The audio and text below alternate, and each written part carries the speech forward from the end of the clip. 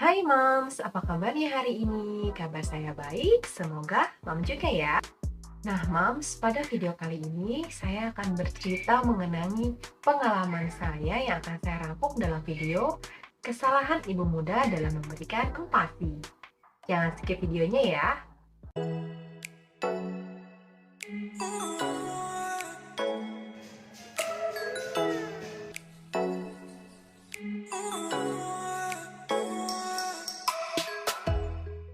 Sebelum saya cerita tentang pengalaman saya mau memperkenalkan diri dulu. Saya adalah ibu dari 2 orang anak. Anak yang pertama berusia 6 tahun setengah dan anak yang kedua berusia 2 tahun setengah. Bisa dibilang pasti anak pertama saya itu tidak sesukses anak kedua.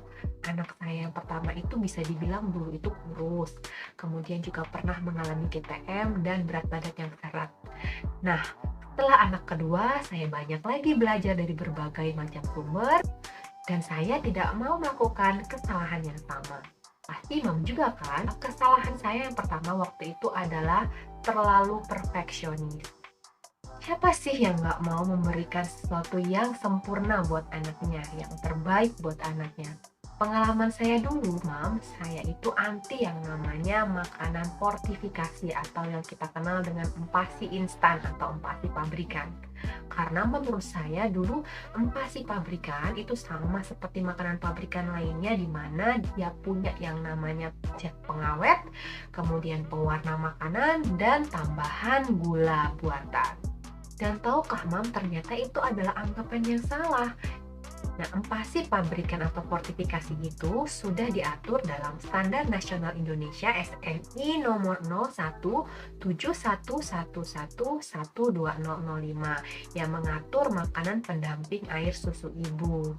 Nah, Mom, ternyata empasi pabrikan ini tidak sembarangan disebarluaskan ke pasaran karena harus lulus uji BPOM.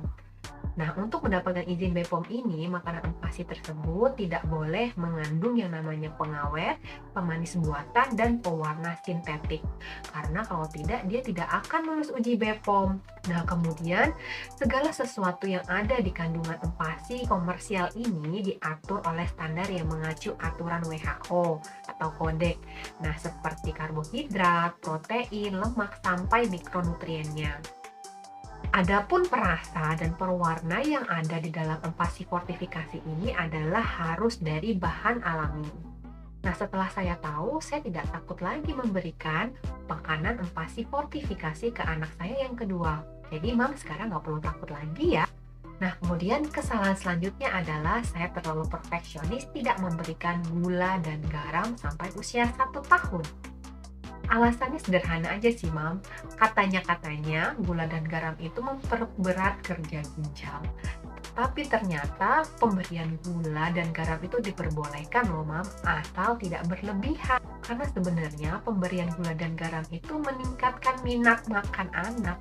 Coba deh Mam bayangin kalau Mam sendiri aja makan makanannya hambar, terus gimana mau selera ya nggak sih? Nah, kemudian kesalahan saya yang kedua adalah ikut-ikutan tren atau hal-hal yang kekinian. Seperti membeli barang-barang yang sebenarnya belum benar-benar saya butuhkan. Seperti beli food processor atau slow cooker. Nah, kalau saya dulu saya sempat beli yang namanya slow cooker.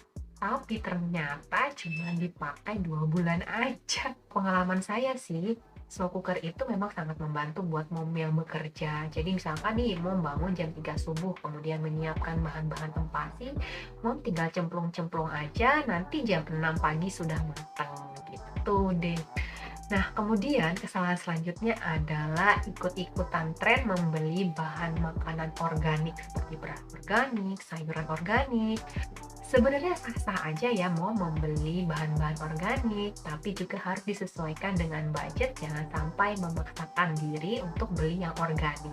Karena bahan-bahan yang gak organik pun tidak masalah, asal cara pengolahan, mencuci, dan memasaknya itu dengan benar. Nah, kemudian tren selanjutnya adalah ikut-ikutan pakai yang namanya garam Himalaya. Tahukah Mam, garam Himalaya itu minim iodium, sedangkan anak yang empasi itu perlu sekali dengan yang namanya iodium. Karena iodium itu sangat dibutuhkan dalam pertumbuhan, baik untuk berat badannya dan tinggi badannya, serta untuk kecerdasan otaknya. Nah, berdasarkan penelitian, anak yang kekurangan yodium itu memiliki IQ yang lebih rendah dibandingkan anak yang cukup yodiumnya. Kesalahan selanjutnya adalah terlalu mendewakan ikan salmon. Nggak melulu harus selalu makan ikan salmon, karena banyak ikan lain seperti ikan lele, ikan gabus, ikan kakap, ikan bandeng yang juga memiliki nutrisi yang nggak kalah sama ikan salmon. Kemudian ikut-ikutan beli ghee yang padahal harganya itu mahal. Sebenarnya lemak tambahan ini bisa digantikan dengan minyak lain seperti VCO, minyak canola, atau minyak kelapa sawit. Oh ya Mam, saya pernah nih punya pengalaman memberikan Evo buat anak saya, dan sampai sekarang saya nyesel kenapa saya maksa ngasih Evo itu ke anak saya. Coba deh Mam praktekin, dikasih tuh yang namanya ekstrak virgin olive oil itu ke dalam makanan Mam. Kira-kira Mam doyan nggak? Kalau saya sih nggak doyan. Kesalahan yang selanjutnya adalah saya waktu itu terlalu memiliki paradigma bahwa makanan yang non MSG itu makanan yang sehat.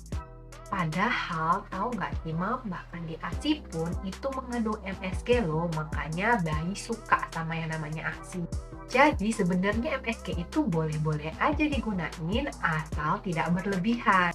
Nah, untuk anak yang pasti, pilihlah MSG yang alami. Sekarang tuh banyak kan Mam MSG atau kaldu homemade yang dijual di pasaran seperti kaldu jamur, kaldu ayam, kaldu daging.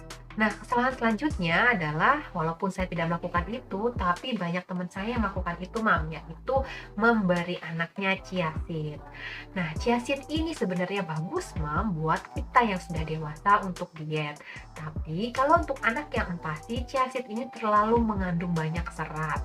Serat sendiri itu jika terlalu banyak dia menghambat penyerapan zat besi. Sedangkan zat besi itu dibutuhkan untuk perkembangan otak. Nah, kalau anak kekurangan zat besi, dia jadi males makan, Mam. Nah, kesalahan saya yang terakhir pada video ini adalah terlalu percaya dengan satu sumber. Nah, dulu saya ikut grup empasi tuh di Facebook, Mam. Karena pada tahun 2014, tahun 2015 itu Facebook tuh lebih booming dibanding Instagram. Nah, di situ saya ikut grup-grup empasi yang ada di Facebook.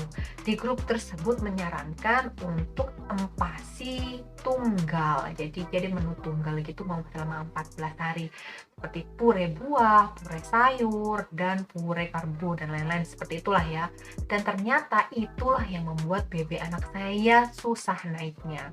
Karena kalau sekarang dari 6 bulan harus sudah menu lengkap, di mana ada karbonya, ada mineralnya, ada vitaminnya, ada lemaknya, ada protein hewaninya, ada protein nabatinya, dan lain-lain. Dari grup ini juga saya tahu bahwa untuk memboost BB itu diberikan yang namanya double karbo dan double protein hewani. Padahal ternyata itu nggak ada yang namanya evidence based atau EBM kalau menurut dokter Metanin kita. Nah, yang membuat boost BB itu justru makanan menu lengkap tadi, Mam. Pantesan anak saya yang pertama itu susah banget walaupun udah dikasih double karbo, double protein, tuh susah namanya berat badannya cepat naik. Nah, kemudian kesalahan yang paling fatal adalah saya menganggap yang namanya memberi kaldu daging itu sama dengan memberi daging. Jadi daging itu harus tetap diberikan ya Mam, selain kaldu daging itu sendiri.